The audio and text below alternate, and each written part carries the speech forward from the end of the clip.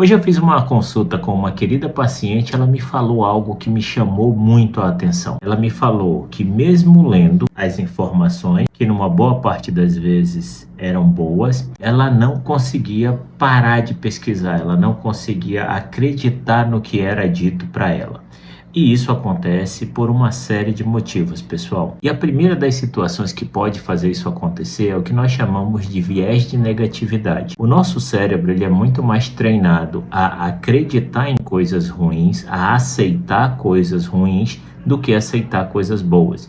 É por isso que o jornal ele é repleto de notícia ruim, porque se o jornal tivesse apenas notícia boa, ninguém assistia. Um outro motivo é a ativação do sistema de ameaça do cérebro. E o que isso quer dizer? O cérebro interpreta aquilo como uma ameaça, como um risco. E nesse estado, a pessoa tende a focar mais nas situações que parecem ameaçadoras do que nas situações que parecem tranquilizar. O terceiro fato que pode explicar isso, pessoal, é a busca pelo controle. Você se sente uma pessoa vulnerável por você não ser daquela área, por você não dominar aquele assunto. Você entra na internet e vê uma quantidade absurda de informações conflitantes, uns aterrorizando, outros acalmando, e você tenta buscar a maior quantidade possível de informação para estar mais preparada para aquele cenário. Uma quarta situação que explica isso, pessoal, a ansiedade antecipatória.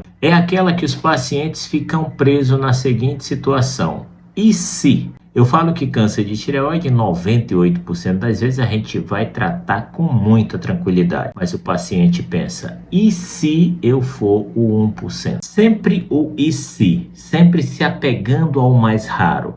E se comigo for diferente? E se eu tiver essa complicação? E se eu tiver esse câncer mais raro? Esse tipo de pensamento, ele mantém a pessoa com medo, com um pensamento aterrorizador, mesmo diante de informações positivas. Porque quando eu estou falando com o meu paciente na consulta que eu estou fazendo, eu digo, mas mulher, tu leu alguma coisa ruim sobre isso?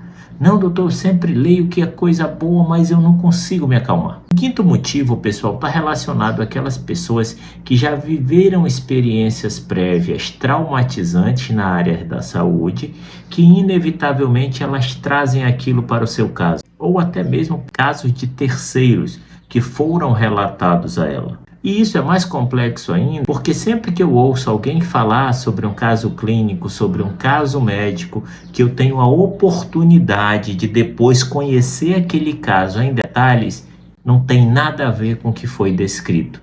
É tipo aquele telefone sem fio, aquela brincadeira que uma informação vem aqui e aqui no final chega completamente distorcida. O terceiro fato é o fenômeno que nós vivemos da cibercondria. E nesse fenômeno da cibercondria, o paciente ele entra no looping de pesquisa. Ele vai pesquisando, uma pesquisa puxa um sintoma que ele se identifica, que puxa outro sintoma e acaba entrando num ciclo de leitura contínua. Quanto mais pesquisa, mais encontra cenários raros, mais encontra cenários adversos, que aí vem o e se eu estiver aqui, e se eu for isso, que aumenta a ansiedade, que gera ainda mais busca por informação.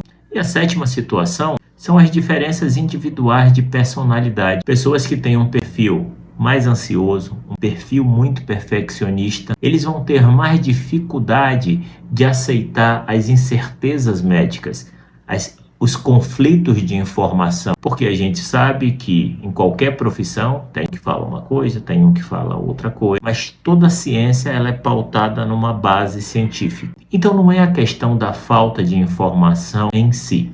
O que nós estamos falando é que o nosso cérebro age dessa forma e, de certa forma, sabota aquela esperança que a gente tem de ficar mais alegre, de ficar mais altivo, lendo aquelas informações que são boas e que, teoricamente, deveriam tranquilizar a gente. Ótimo final de semana e feriado para vocês.